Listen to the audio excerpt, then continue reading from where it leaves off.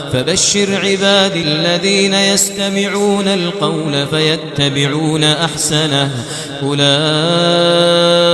الذين هداهم الله وأولئك هم أولو الألباب.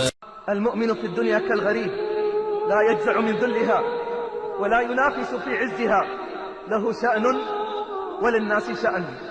بل ما أجمل وأحلى وصية النبي صلى الله عليه وسلم لنا وهو يوصينا بعيشة الغرباء.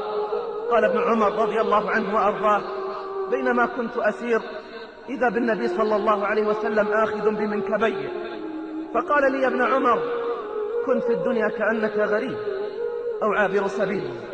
والغريب أحبتي الذي لا دار له ولا وطن له ولا أهل له، يشتاق دائما للرجوع إلى أهله وإلى داره ووطنه. عباد الله، أما من مظاهر الغربة في زماننا اليوم وهي كثيرة متنوعة، وإليكم بعضا منها. غربة في العقيدة، فلا يوجد من هو متمسك بعقيدة السلف من جميع جوانبها إلا قليل من الناس. وانظر في كثير من بلدان المسلمين حيث انتشرت بدع وخرافات وشركيات وضلالات، سحرة وكهان، والله المستعان. ومن مظاهر الغربة أيضا غربة في تطبيق الشريعة والتحاكم إليها، فلا يحكم اليوم في أكثر بلدان المسلمين إلا بأحكام وقوانين الكفرة الفجرة. أفحكم الجاهلية يبغون ومن أحسن من الله حكما لقوم يوقنون. ومن المظاهر أيضا غربة في الالتزام بأحكام الإسلام، وقل المصلون وكثر المغنون، والله يقول: اقترب للناس حسابهم وهم في غفلة معرضون.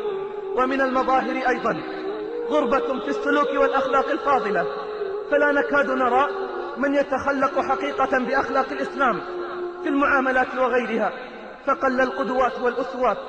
فكيف نستطيع أن نؤثر على غيرنا إذا فقدنا أخلاقنا وقيمنا؟ إنما الأمم الأخلاق ما بقيت، إن هم ذهبت أخلاقهم ذهبوا. ومن مظاهر الغربة أيضا غربة أهل الحق ودعاة الإسلام، وتسلط الأعداء عليهم وإيذاؤهم بشتى أنواع الأذى والنكال، سجن وتغريب ومصادرة أموال. وما ضرهم والله، فلهم عند الله أحسن مآل. قال سبحانه: فالذين هاجروا وأخرجوا من ديارهم وأوذوا في سبيلي وقاتلوا وقتلوا لأكفرن عنهم سيئاتهم ولأدخلنهم جنات تجري من تحتها الأنهار ثوابا من عند الله والله عنده حسن الثواب.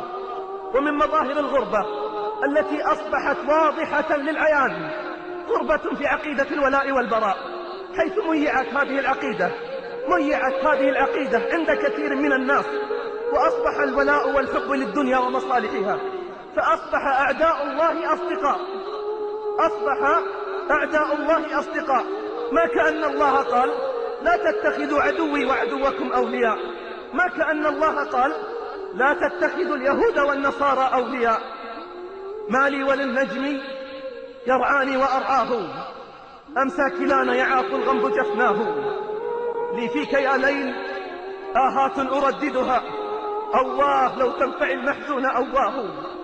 إني تذكرت والذكرى مؤرقة مجدا تليدا بأيدينا أضعناه، أن اتجهت إلى الإسلام في بلد تجده كالطير مقصوصا جناحاه. كم صرفتنا يد كنا نصرفها، وبات يملكنا شعب ملكناه.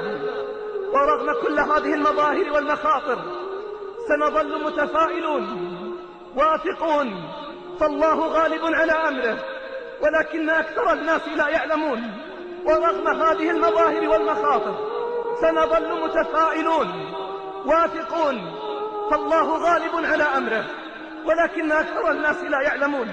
ولكنني في ظل هذه الظروف أحذر الغرباء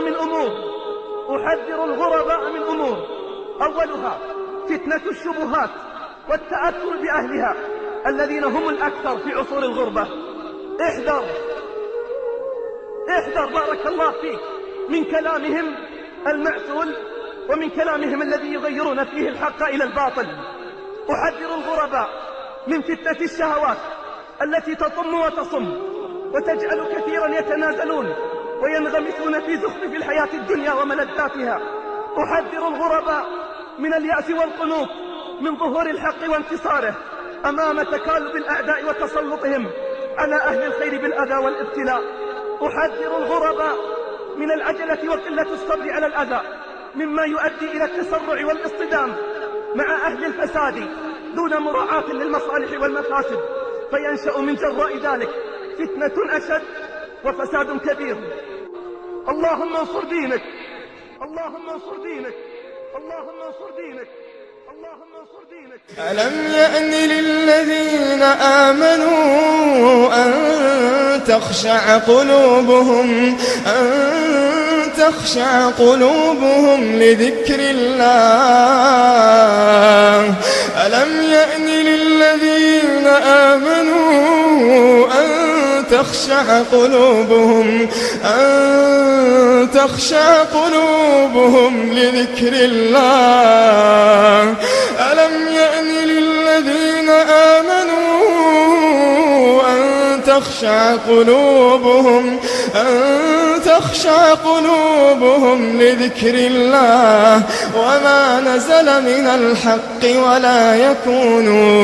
ولا يكونوا كالذين أوتوا الكتاب من قبل فطال عليهم الأمد فقست قلوبهم وكثير منهم فاسقون.